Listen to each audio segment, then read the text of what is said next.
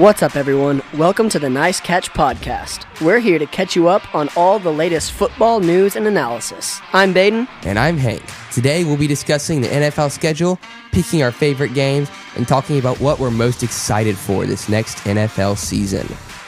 All right, let's kick off this episode by just picking some teams and players that we're looking forward to watching this season. My number one on this list, I've talked about this and maybe in previous episodes, is I'm really looking forward to watching the Bills this season. And this is kind of surprising, maybe, because they're restructuring, and I don't know if they're not rebuilding, they're restructuring.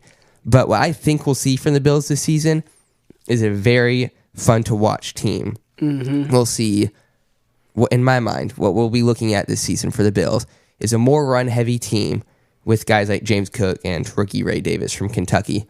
Okay. And they'll be able to be a top running back room in the league, in my mind. We'll see a wide receiver room. It doesn't really have a clear number one, but guys who all can be deep threats, and plus Josh Allen's arm. And because of the way that this team is formed, I think we'll see a lot more runs from Josh Allen, which is very entertaining. The Bills are a team to watch if you just love the sport of football. They're just so fun to watch. They really make football games just so fun to watch. Exactly. Just any quarterback that'll just run and drop his shoulder and spin and hurdle, especially a quarterback that's the size of Josh Allen, hurdling people, is just absolutely insane. You go ahead. I was going to ask, what about you? So I will say I have two teams that I think are going to be I think they're going to be breakouts this season. I think the Packers are I think they're going to dominate the NFC this year, especially in the regular season. And then also the Buccaneers. I think the Buccaneers, they did more than they were expecting to last season, and I think they got a little fire lit under them. And I think they're going to come into this next season strong. So I'm really excited to see what Baker Mayfield and the Buccaneers can do. They really surprised me last season and were so much stronger than expected. And I think that they're just going to keep building on that momentum.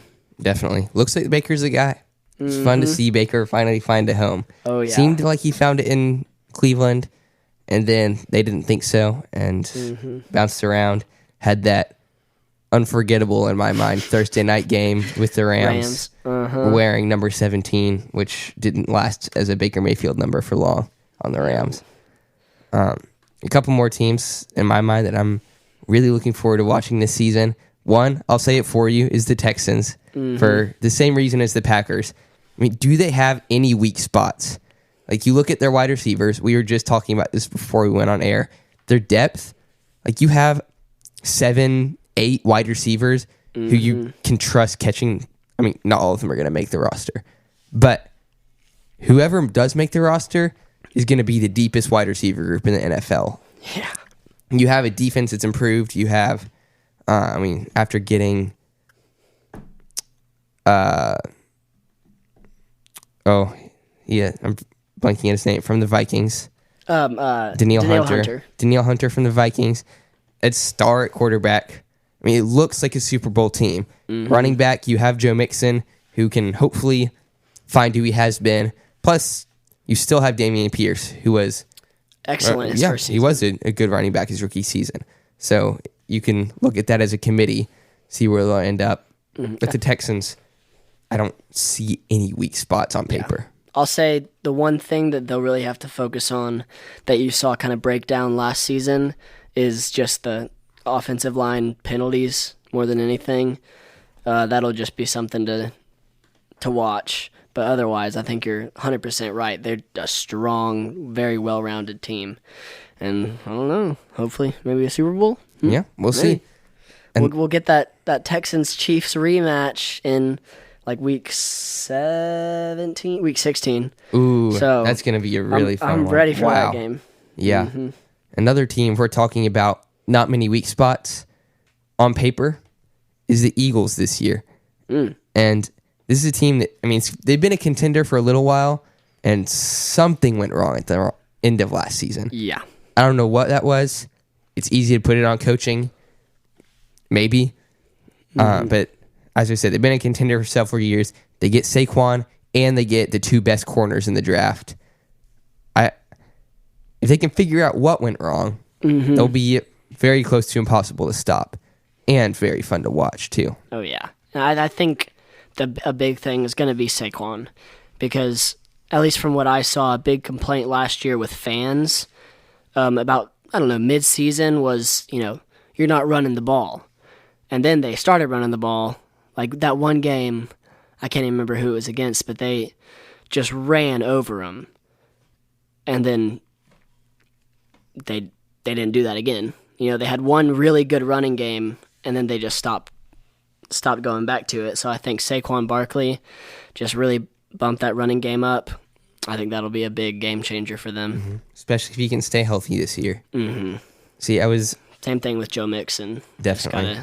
Got to stay healthy. Yeah, I was looking at, when I was making my fantasy football rankings, which we'll talk about in an episode in the semi-near future. You can look forward to that. But I was thinking about Christian McCaffrey and not really having hesitation putting him at the number one running back spot, even though he does have an injury history. It's like, in my mind, he changed teams, and his injury history kind of just slips your mind. Yeah. And so maybe Saquon can do that now. Maybe he switches teams. Eagles training staff knows more what to do with them. They don't feel pressured to use him like New York was. Maybe that's the same with Joe Mixon. Yeah. I don't know. Joe Mixon's just on the older... Well, maybe he's not. In my mind, Joe Mixon is older. Maybe he's not that much older than Saquon. But to your point, sometimes I think when you move to a different team, like exactly what you said, you're less pressured to use that person. Like you think about Christian McCaffrey on the Panthers. Like Christian McCaffrey was the Panthers, especially after Cam Newton got injured his second year. When Cam Newton was out of it, it was just Christian McCaffrey was the Panthers. He played every down pretty much, and then he plays almost every down at the 49ers. But you have Kyle Juszczyk that can take some fullback snaps. You have their second string running back, Elijah Mitchell, who he's not Christian McCaffrey, but he's still you need Christian McCaffrey to get out a couple times, like tape up his ankle, something. Need to have him a couple play break. You can trust Elijah Mitchell. Even Deebo Samuel. Deebo Samuel, yeah, like 100%. So you just get to a different team. And so I definitely think that, and same thing with the Giants and Saquon Barkley. Like Saquon Barkley, you think about the Giants, you think about, oh yeah, Saquon Barkley, he's their best player. It's obvious on offense. And now he's on the Eagles, a little bit more of a better, well-rounded team, a little bit of breaks, so that can definitely change the injury aspect. Definitely. At the beginning of this offseason, I just kind of left the Eagles to the side in my mind, like, oh, they were going downhill, they'll continue to fall. And there is a good chance of that, but if they can figure it out, I don't know who's going to be able to stop them, especially in the NFC. No. You have the 49ers, you have the Packers, you have the Lions, maybe the Cowboys. I don't see the Cowboys being a 12-win team again this season. It's possible, but in my mind, it's the Lions, the Packers, the 49ers, and the Eagles are the top dogs in the NFC. And the Eagles can easily take the top of that group if Saquon stays healthy, if their corners perform like they should be able to, and if they figure out their missing piece, which, I've been guilty of pinning on the coaching. We can't know from a fan perspective. It's what it looks like. But, I'll talk about this more later when we talk about entertaining games and games we're looking forward to. But week 1 against the Packers is going to be a big test on the coaching for the Eagles, because international games always give a test to the coaches, because it's not the same routine as every week. And so you change up the routine. The coaches need to know exactly what they want from the players, exactly what they want from the team as a whole. And so the Packers seem to definitely have the advantage on coaching. You have Matt LaFleur, who's a proven, top 10, top 5 coach in the NFL. And the Eagles aren't at that level. But if they can pass that coaching test and beat the Packers, which I doubt will happen even if coaching does meet the test, but I don't know. We'll see. If it does happen, that's a big statement coming out. Exactly. Because that's a big game. That's, that could end up being an NFC championship. Definitely. So it's an important one to start. Same thing. You got that same week, Chiefs and Ravens. That's an important game to win on both sides. Definitely. I do think on that one, I don't know. The Chiefs, to me, always seem to start out slow. And then they did this past season. And then they get into that, and 2 seasons ago, they get into that, the last, 5-6 weeks, and then of course they get to the postseason, and it's like a completely different. Definitely, you're watching a completely different team. So, but yeah, those 2 games will be. It'll be interesting to see how those 2 teams come out, because those 4 teams. True. 2 games, 4 teams. Week 1 is going to be. It's going to show a lot. I was thinking. Again, making my fantasy football rankings, a lot goes through your head because with fantasy, you have to consider everything that's going on. You have to think about competition and, within the team and with other teams. Mm-hmm.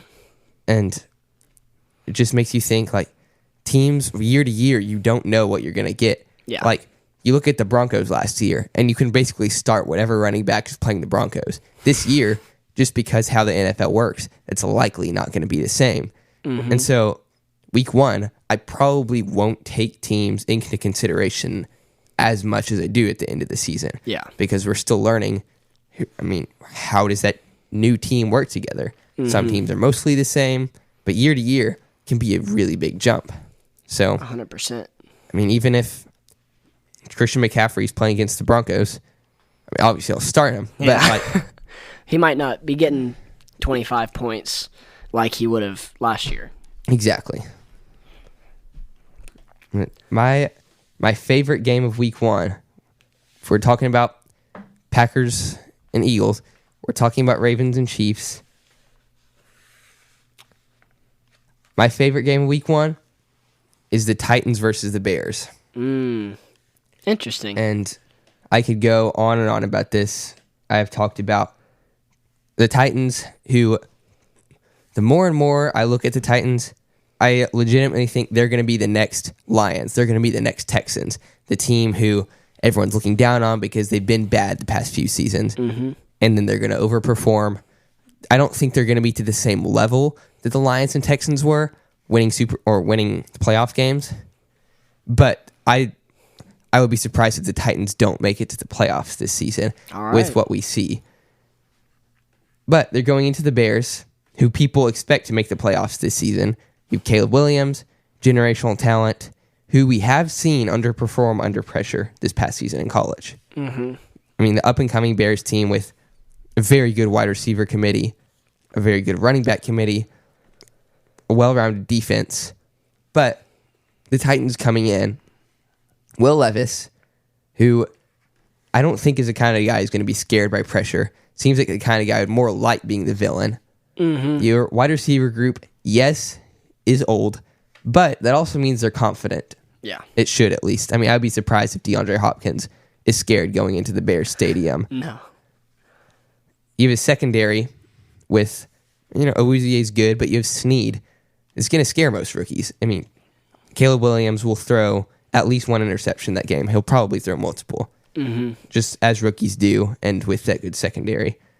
And then what I'm most excited about for the Titans this year is their offensive line, bringing their new coach in and their 7th overall pick, and the running back committee is going to be a really, really big sleeper this year with Tyjae Spears and Tony Pollard. Really good 1-2 punch. Tyjae Spears, good right out of the backfield, can run over people. Tony Pollard, great change of pace, has the speed.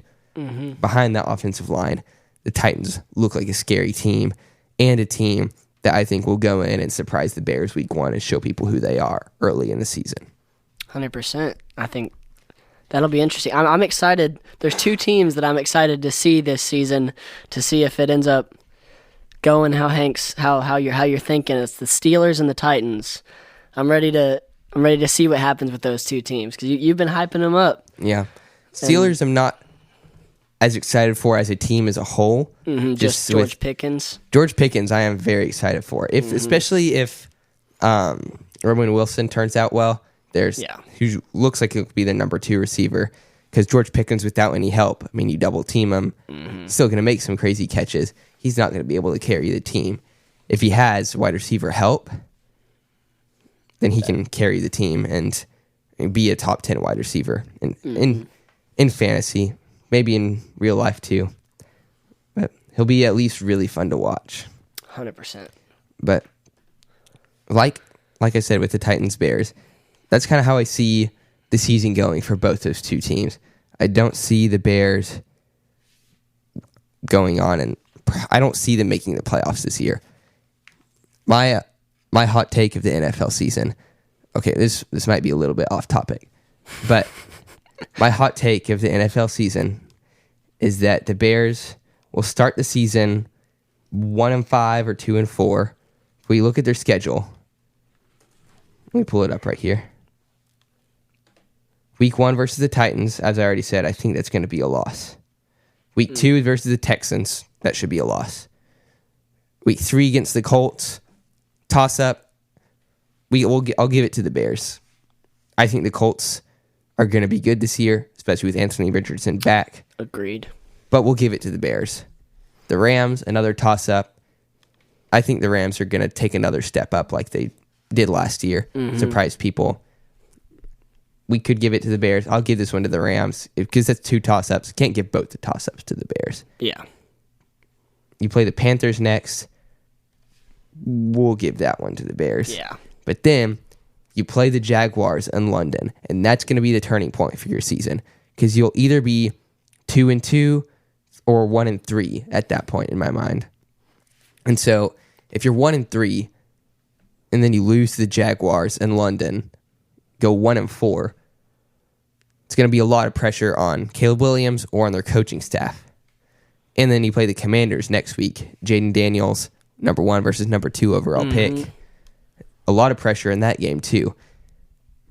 At that point, after they play the Commanders, I assume that the Bears will be 2-4, 3-3 at best. 2-4 is what I'm looking at the schedule. With the coaches that are available right now, with Vrabel and Belichick, who sure are older, maybe not the model that people like the Bears will want for a quarterback like Caleb Williams, coaches are going to be on a really short leash. Yeah. So I would not be surprised if week 4 or week 6, we see the Bears at 2-4 and we see their head coach and their GM get fired and they bring in Vrabel or they bring in Belichick. That's my hot take in the NFL season, is that the Bears will not work out and that they will try to figure something out really early by making some drastic changes that look like they've been necessary for a while. All right. There we go. I'm off my soapbox. Needed to get that out in the podcast. No, that's good. We'll remember that, and we'll see how that pans out. Hold me to that. Anything I say on here, as long as I'm not being sarcastic, hold me to it. So, I'm thinking Panthers for the Super Bowl this year. I have said that before, and I was being sarcastic. I think we've said it both.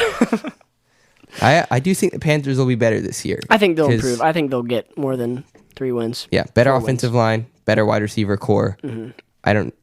I would assume they've improved their defense a little. I don't remember any headlines from that. But, I mean, we know from college that Bryce Young can play. Having a better wide receiver than just Adam Thielen. Yeah. Although, Chuba Hubbard is the number 1 running back right now, who was good in college, but I don't trust him to lead a team. So, they're not going to make the playoffs this year. No. They'll win at least 5 games in my mind. I think that's a fair prediction. If we're talking about bad teams, again, off topic, but we'll go with this. I was looking at this when making my fantasy football quarterback rankings, but because generally, worst teams, had the worst fantasy quarterbacks, just with yardage, points, and interceptions. the worst teams in my mind this year, bottom 3 teams are going to be the Giants, the Saints, and the Broncos. Definitely. Well, yeah, I think the Patriots are True. definitely Okay. going to be down there too. Or they get Drake May. They did get Drake May. Jacoby Brissett may start. Yeah, I don't think I think the Patriots, I think it's going to take some time. Yeah, you don't have as much of a team around you. But I 100% agree. Giants are not, they're going to be down there. Patriots, and you said the Saints. The Saints have Chris Olave. They have Alvin Kamara. They have Derek Carr. But they have talent, but it doesn't mix. They just don't see. I don't know. I don't see the chemistry there. It just doesn't seem strong. So yeah. They're definitely down there. And then you said Broncos. I 100% agree. I don't think the Broncos will be anything. I think for me, I'd say bottom 3: Giants, Patriots, Broncos. Yeah. And then we'll have to see. Well, yeah. Well, no, I think the Falcons will do better this year. I think the Falcons will do pretty decent. They have talent. I mean, we've talked about it. They have first-round picks in their running back position, tight end position, wide receiver position. And now they have Kirk Cousins, who can hopefully bring it all together, especially with their new offensive or new head coach. So we'll see in that mind. Yeah. The Titans could be a really fun team to watch, especially in a division that doesn't have a ton of competition.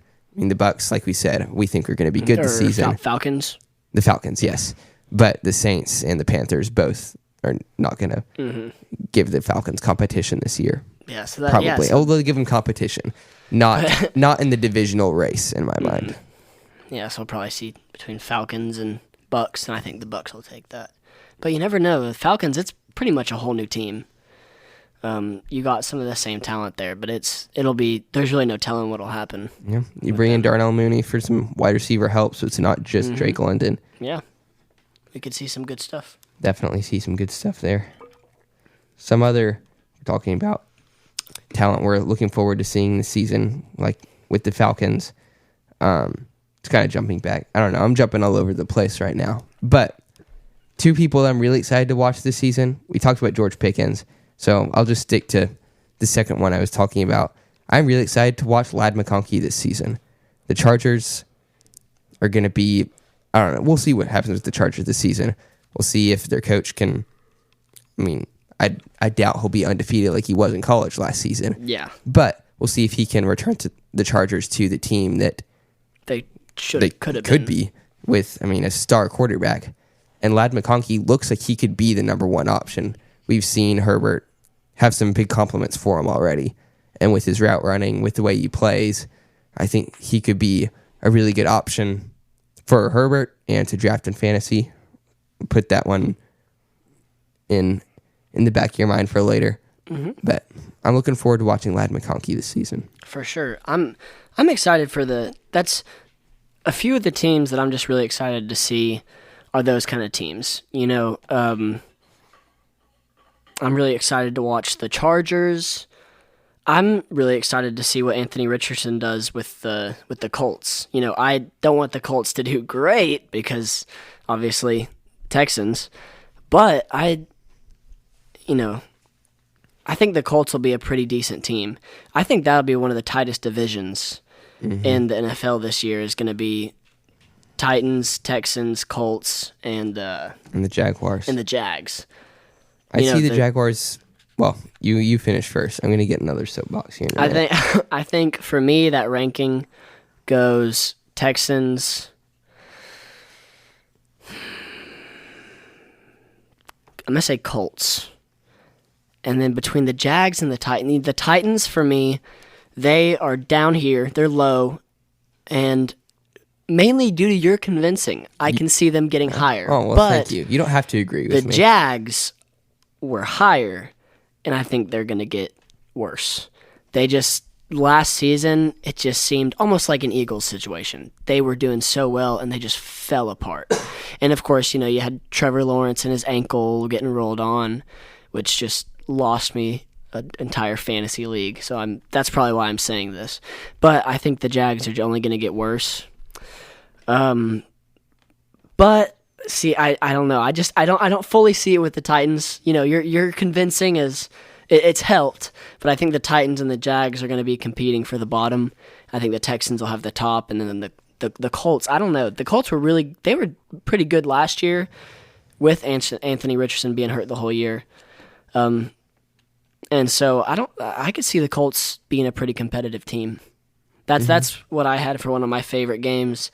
The Texans-Colts games are always good. They're always tight games. Yeah. And then also Texans versus Jags games. It doesn't matter how bad the Texans are and how bad the Jags are. It doesn't matter how far apart those teams are.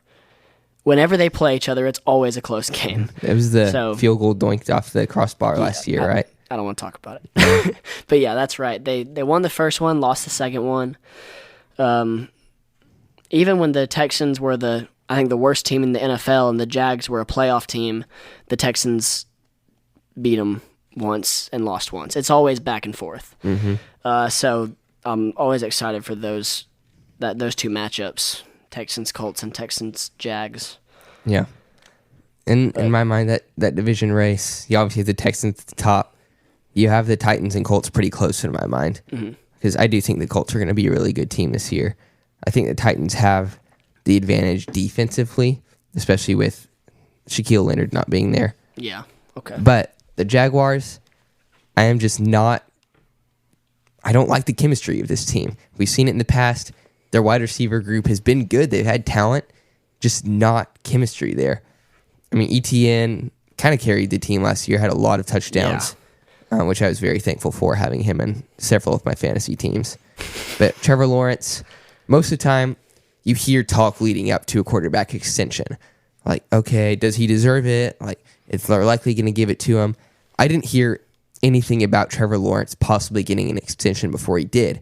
And he hasn't done that much to deserve it. I mean, you look at his stats compared to past Jaguars quarterbacks of this time, Mac Jones, who is sitting behind him this year, he just hasn't done that much. And his wide receiver group, I mean, you Christian Kirk, Gabe Davis, and rookie Brian Thomas, lots of talent there. You have Evan Ingram, too. If they can find the chemistry, they'll be a good team. Yeah. I mean, on defense, you have, with the name change, Joshua Hines-Allen. A few other good people on there. You have Andre Sisco at the safety spot. You got Devin Lloyd.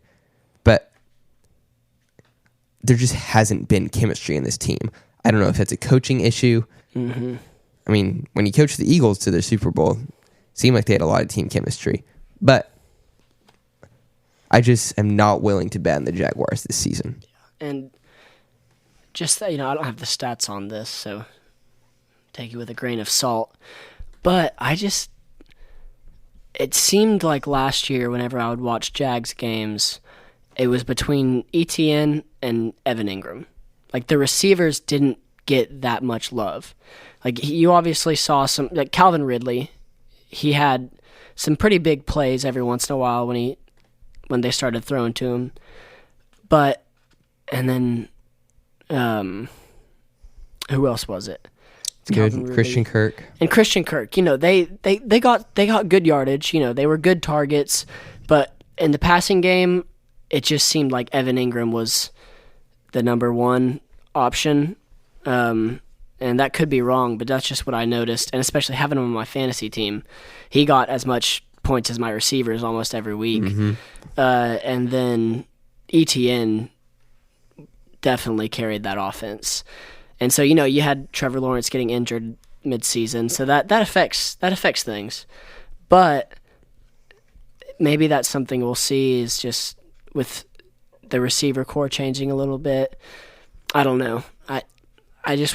I wanted to be like the Jaguars last year. I wanted to be a fan, but they just seem to fall apart. And so that'll be interesting to see this year. Definitely. You were talking about some of your favorite games from this season because we not finally, it's been a while.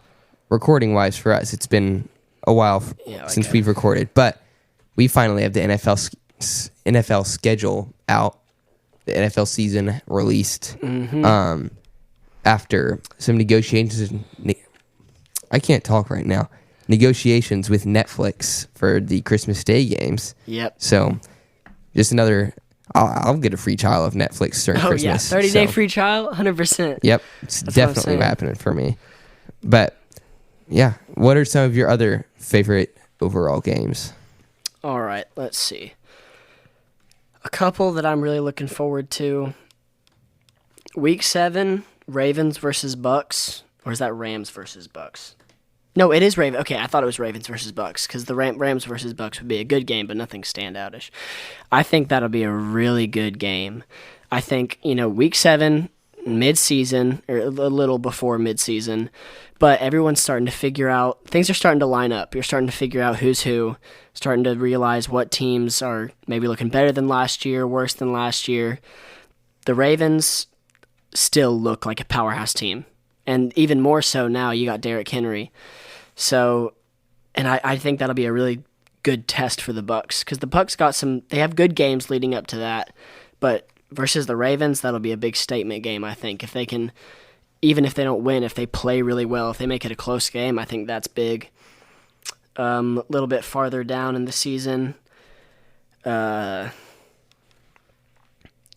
week 11, Packers versus Bears. Always a good game. That's always a good game, but you don't have the Aaron Rodgers, right? But the Bears, hopefully, I think what people are thinking, they'll be better. Hopefully, it'll be a closer game.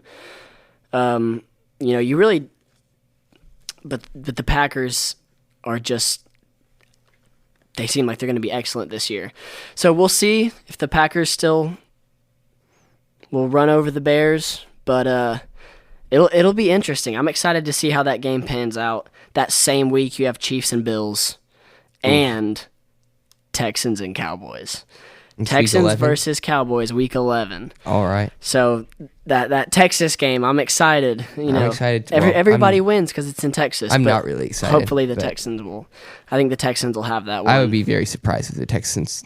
Maybe the season will change by that point. But yeah, you really don't know. Looking into the season, I doubt the Cowboys they'll make it a competition. It could be. I would not be surprised if it's a 10-point win by the Texans. All right, bold prediction. Actually, not that bold. I agree. Looking at the schedule, I realized a mistake I made a little bit earlier.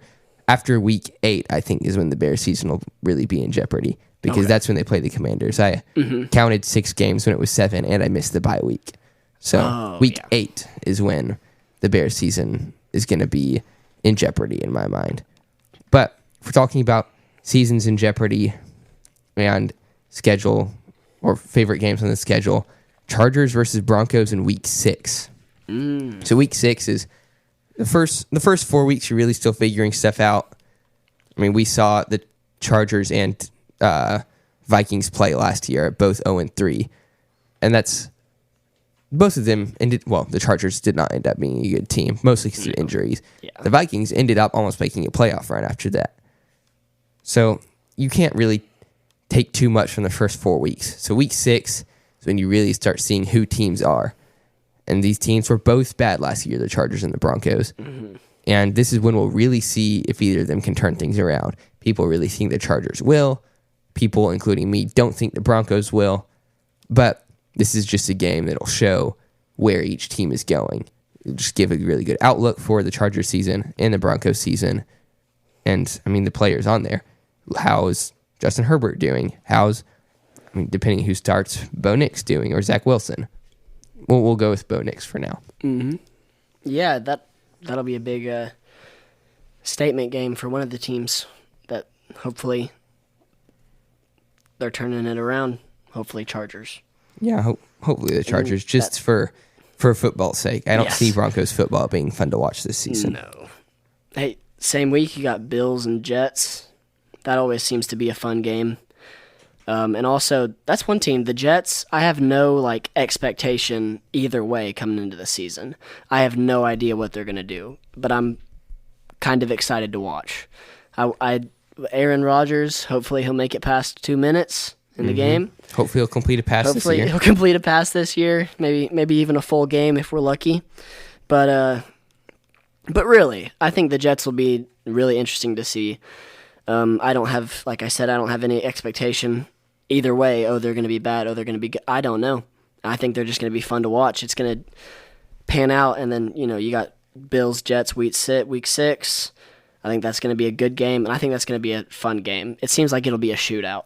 Mm-hmm. If you're asking my opinion, I think that'll be a close one, and I bet we get some points on the board there. Yeah, a lot of points. One game that, if we're talking about a barn burner or shootout, that I think will be surprising to some audiences, but that I think will really be a high-scoring affair, is Week 3. The Dolphins play the Seahawks. Obviously, the Dolphins score points. Mm-hmm. We know that with Tyreek Hill and Jalen Waddle, and now Odell, who is going to be a I don't know what kind of number 3 he's going to be for that offense, but he'll be there. And then the Seahawks, DK Metcalf, Tyler Lockett, Jackson Smith, and Jigba. Mm-hmm. It's 3 teams with 3 amazing wide receivers and quarterbacks who we've seen throw the ball deep well. I mean, the Seahawks-Cowboys game this past season was a barn burner. So this week, this Week 3, Dolphins and Seahawks. Tune into that one if you want to see a lot of points on the board. Oh, yeah. And start your Dolphins and Seahawks players that week.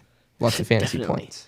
Yeah, I did not, out of all the teams, I probably could have guessed. It seems like a very Dolphins thing to do, but I did not see Odell to the Dolphins. I think we talked about the Cowboys earlier this year when we first started the podcast. We talked about maybe Odell to the Cowboys. We said 2 or 3 teams, but the Dolphins were not one of them. I know that for sure. Yeah. So that's interesting, but it just seems like a very Dolphins move to just really stack up that offense. Definitely. But yeah, like you said, it'll be interesting to see how he adjusts, what they use him as, because I don't even know.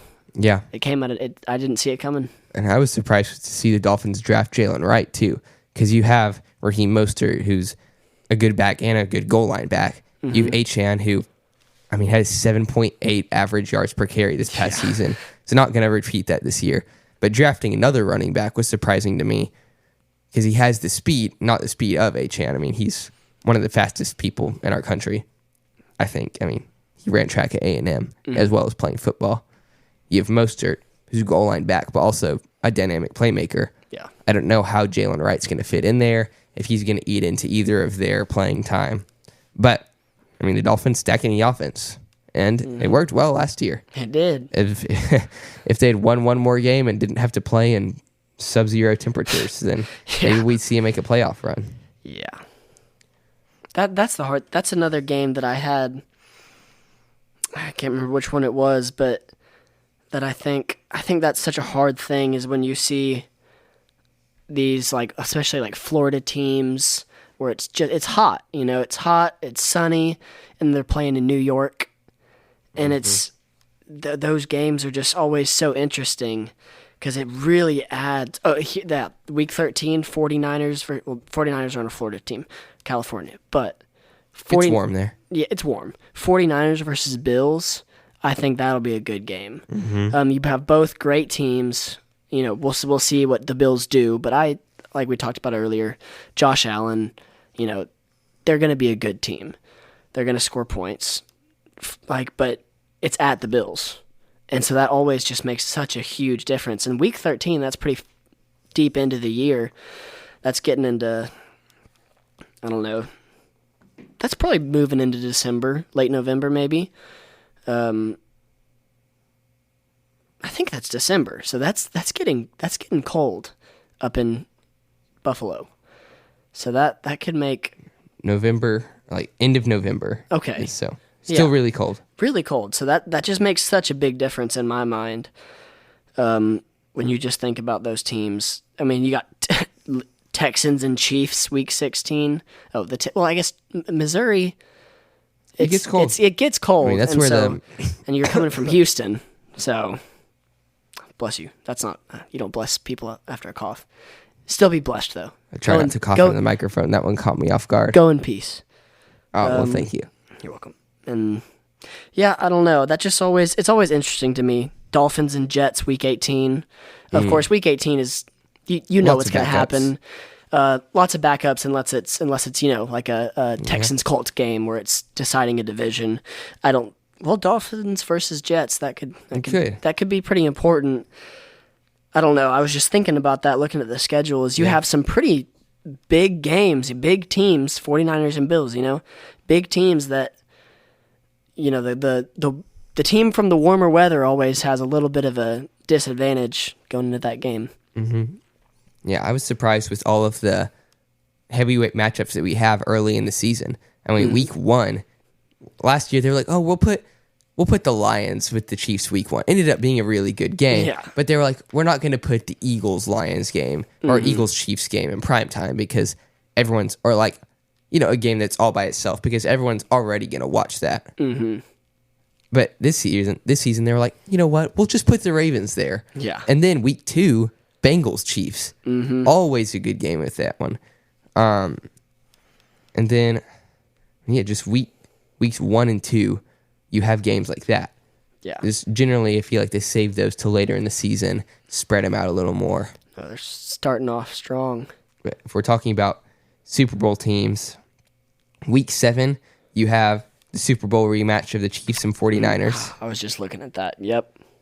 But the one that I'm even more excited about week 7 is the Texans and the Packers, who are very similar situations, young star quarterbacks, up-and-coming teams, deep wide receiver cores, possible older running backs trying to revive their careers. Yep. Possible future Super Bowl Exactly. Super Bowl matchup, maybe? Obviously a Chiefs 49ers rematch Super Bowl wouldn't surprise me, but a Texans Packers Super Bowl wouldn't surprise me either. Yeah. So 2 possible Super Bowls we have week 7.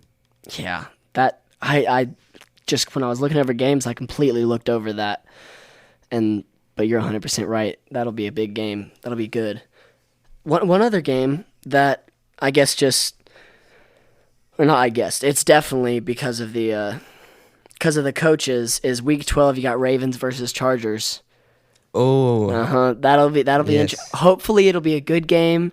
It'll be a little disappointing if the Chargers still haven't really found their way and the Ravens just run over them. It'd be really cool, I think, to see a Harbaugh brother matchup where it's a good game. Mm-hmm. I mean, last time it was the Super Bowl. Yeah, literally. I just think that's so cool. Mm-hmm. Both of them being NFL coaches, but I'm excited for that game, and I hope that it's a close one. And it's in prime time, Monday night. Monday Night Football. Harbaugh brothers. The Har Bowl, the Bro Bowl, whatever you want to call it. The Har Bowl. One game that I'm excited about because of the storyline that it's going to bring up from last season. Week 6, the Lions at the Cowboys. Last season, that ended with controversial penalty. Say what you want about that. Yeah. In my mind, it wasn't a penalty, but the Lions' illusion just worked well enough that it didn't just trick the Cowboys, it tricked the refs too. And so, refs got to pay better attention, but also Lions, you think you find yourself being a little too creative there. Yeah, they got a little too tricksy. And also, you get a 5-yard penalty, just kick the extra point and go to overtime. Dan Campbell he's a great coach, but that decision making, I think, was kind of heat in the moment. Yeah. But tensions are going to be really high. It's a really controversial game from last year. Lions will be coming in as one of America's favorite teams, as they have been for the past couple years. Cowboys will likely be coming in, as hated as the Cowboys, and almost viewed as cheaters with winning last game and getting the 2 seed. There's going to be a lot of storylines leading up to this one. Yeah. And the Cowboys and Lions, that always seems to be a pretty fun game. Lots of offense. Lots of offense. And good defense, too. Yeah. But, that'll be an interesting one. I'm sure it will be loud in the stadium. One of the ones where you can hear people random screams from just watching on your TV, and you just hear some fan just yelling in the background. I think Detroit and Dallas. Yeah, it's a good matchup. Definitely. This is totally off topic, but just wanted to mention it. UFL season's over, but one of the stars of the UFL season, Jake Bates, kicker for the Michigan Panthers. It's the new kicker for the Detroit Lions. Really? Yep. I didn't see that. He made it. Kicked a 64-yarder in that stadium, and so we'll see more. Yeah, that's just always a cool story. And the Cowboys, we talk about the Cowboys and Lions. They've had a lot of those over the past few years. You had Turpin, and then Brandon Aubrey. Just guys that they weren't going to Georgia playing foot. They weren't at huge football schools. They just always wanted to be in the NFL. Well, I guess if you're in the UFL, you probably wanted to be in the NFL. But it's not these huge names. They found their way stories. in an unconventional. Unconventional. There it is. Not Uncontroversial. No, yeah, it's just always cool, and those are the stories that you always like. Kind of the underdog story. Like you got the Kurt Warner, playing in like European League arena football, and then making his way, getting cut from the Packers, going to European League, going to arena football, and then winning a Super Bowl. It's like just really cool stories that they're like, you can't not get behind that, And so that's really great for you said Bates? Jake Bates. Jake Bates. Yes. I just think that's cool. Definitely cool for him, and cool for the hardcore Detroit fans too. If you're enough of a Detroit fan that you follow like the Michigan Panthers hardcore, then your kicker just stays in Detroit. Exactly.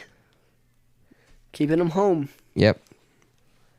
Another game that's going to happen twice this year that I'm interested for, partially as a revenge game's sake, is the Cowboys versus the Commanders. Dan Quinn surprisingly left. In my mind, it was a surprise that he left for the Commanders. It's week 12 and week 18. Week 18, the Commanders 2 years ago with Sam Howell upset the Cowboys in Sam Howell's first career start, week 18. But we'll see if Dan Quinn can revive that defense like he did with the Cowboys a few years ago. We'll see if the Cowboys defense is the same under Mike Zimmer.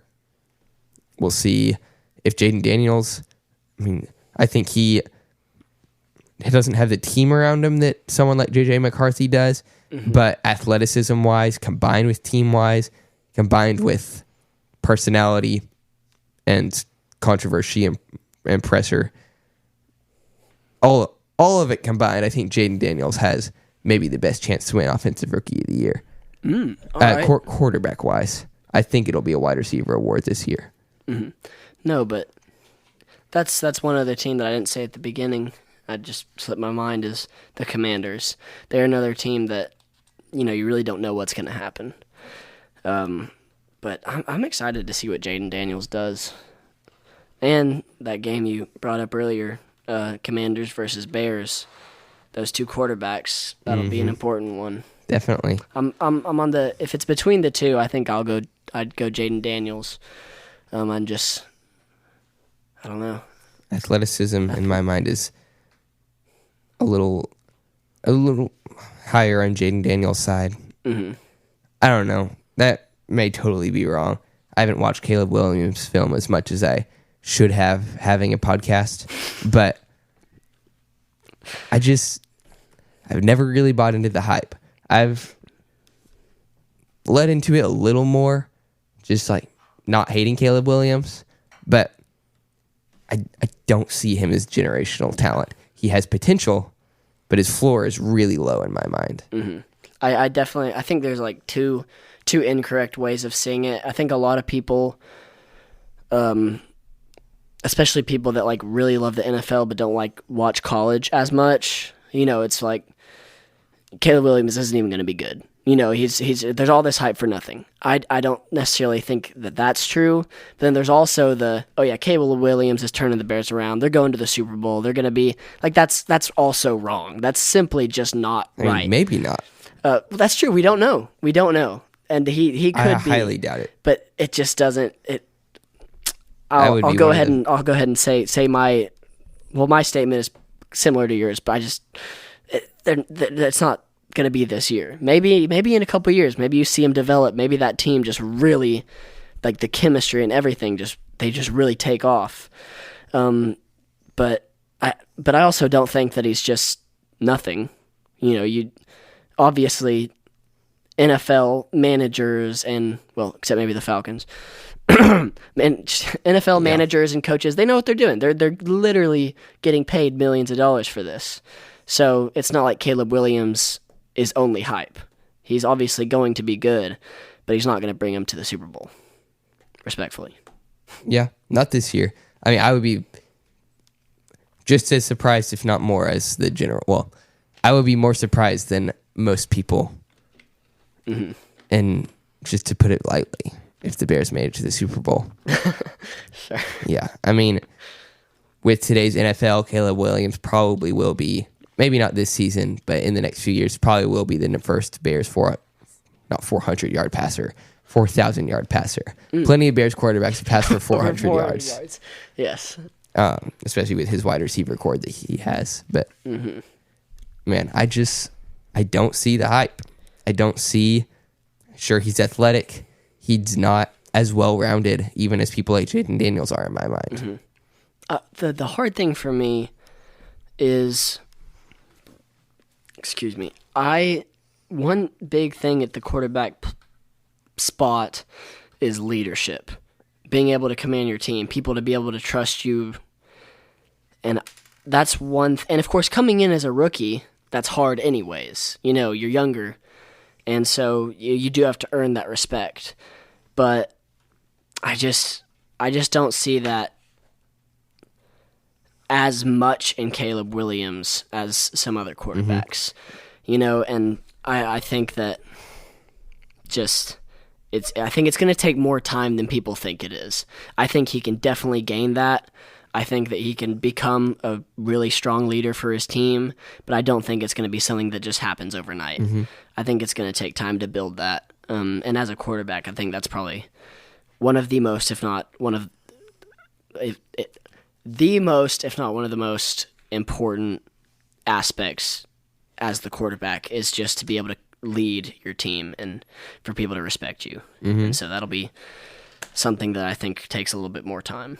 Yeah, I'm with you there. I think Caleb Williams has leadership and he has leadership ability.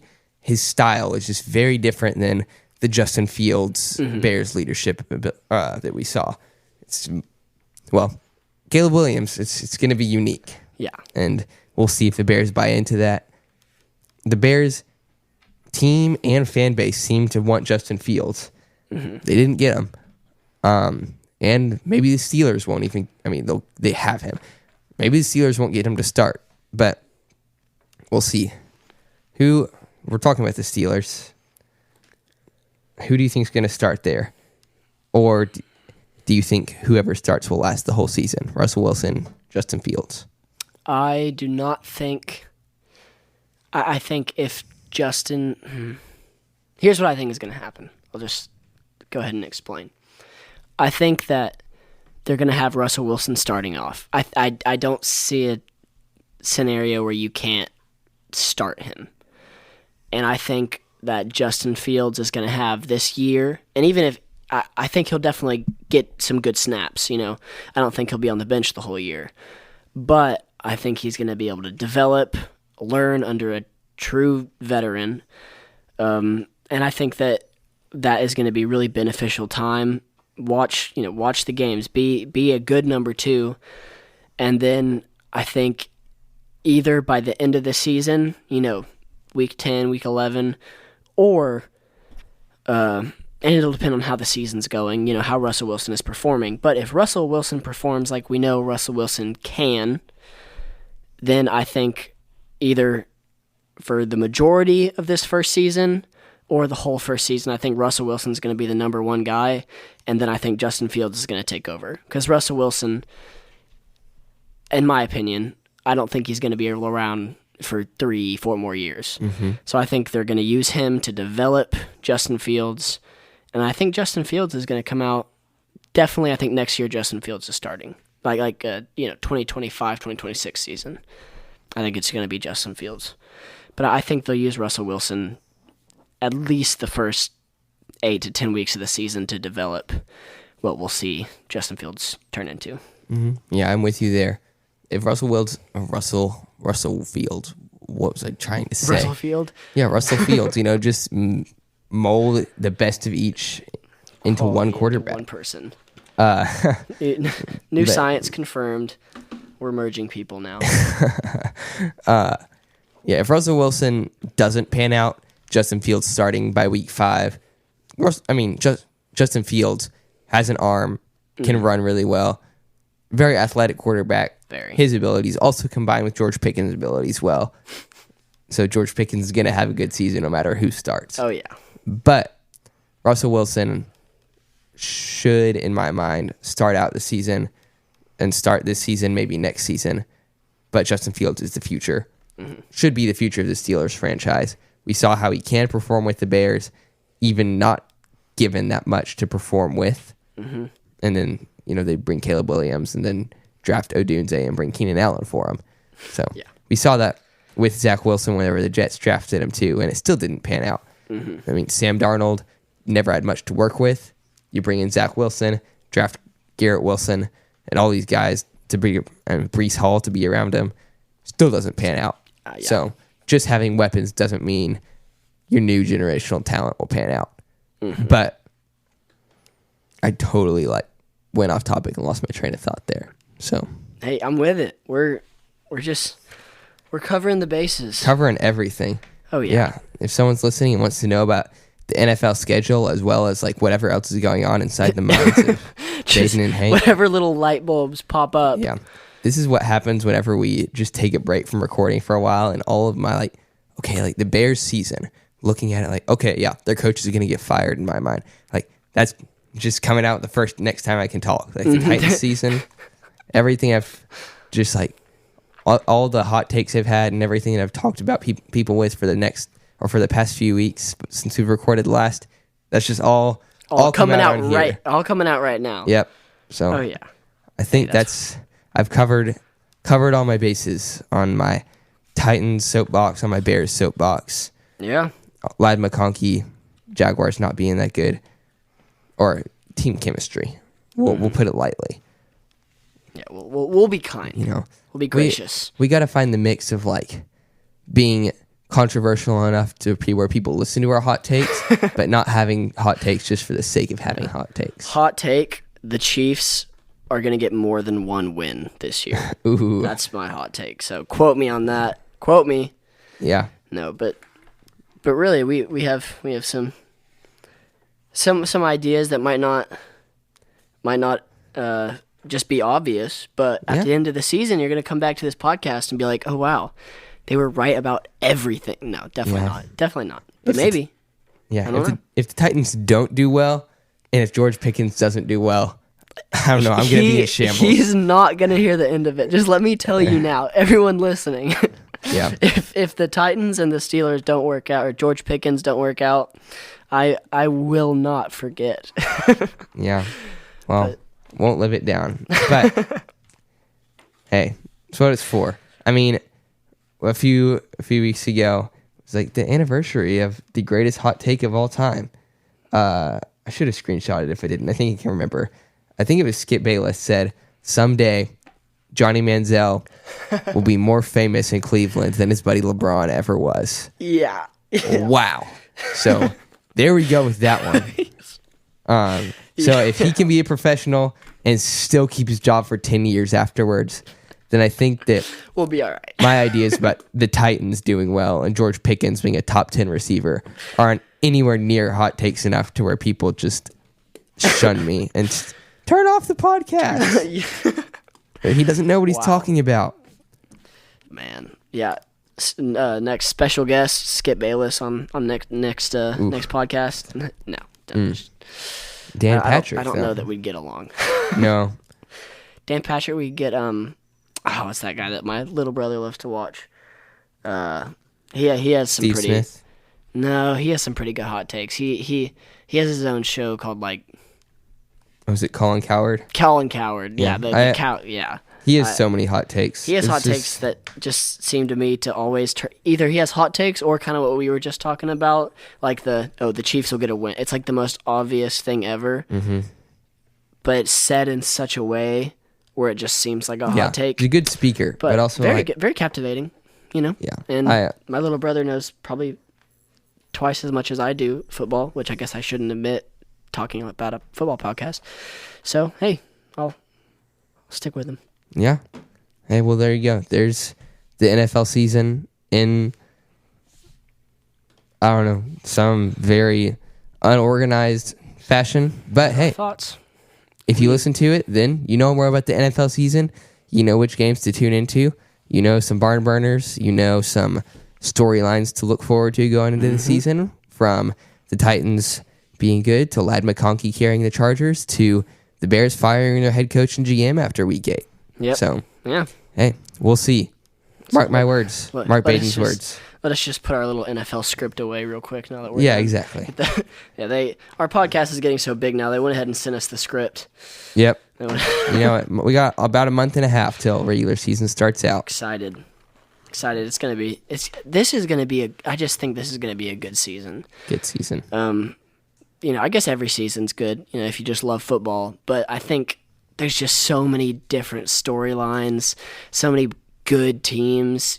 Sometimes you just have 4 or 5 teams where you're like, all right, you already know what the AFC Championship's going to be like. There's a little bit of that, but really you have some well-rounded divisions, some AFC, NFC, both sides. There's just good teams, and teams that could come up and surprise us, and teams that probably are just not going to be good. Yeah. So I think it's going to be a lot of fun. We're going to have a lot of fun with it over here. Be able to keep up the podcast at college, maybe. Yeah. Got a little room there, so we'll try and keep you updated on all ends. Yeah, we will. Right? Take it week by week or every other week, I guess. I guess when the regular season starts, that could change something up, but we'll see. We'll have a lot of fun. Yeah. Take it week by week with on our side too. So yeah. Oh, yeah. Thanks for listening to the Nice Catch podcast. See y'all later. If you love football, join us each episode for football news and analysis. This is a Nice Catch podcast.